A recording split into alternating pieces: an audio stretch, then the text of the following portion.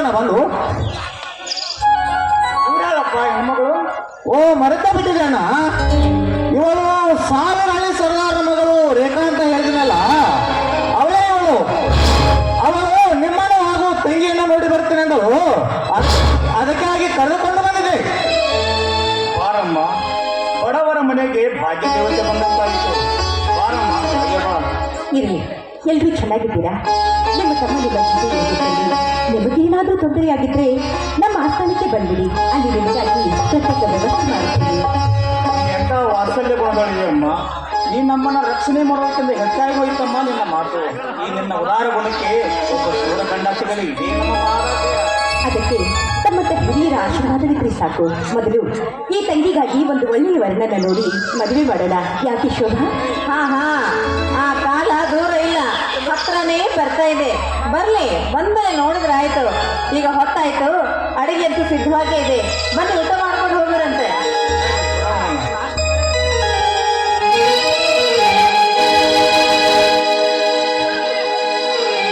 ಊಟ ಅಷ್ಟೇ ಮಾಡೋಣ, ಹಾಗಾದ್ರೆ ಹಾಡೋಣ.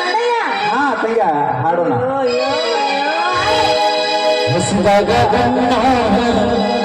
ಬಲಿದಾಗ ನೀರು ಕೊಡದಿಂದ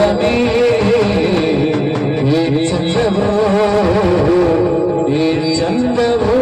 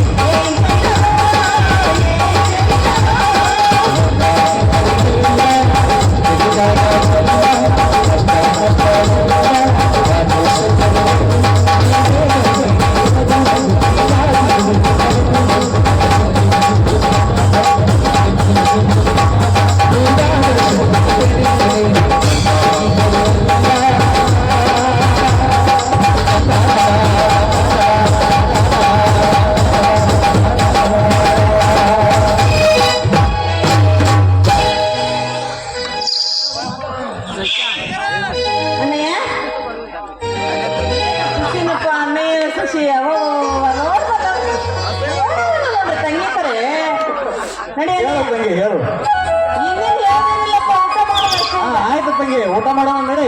ಬಾಯ್.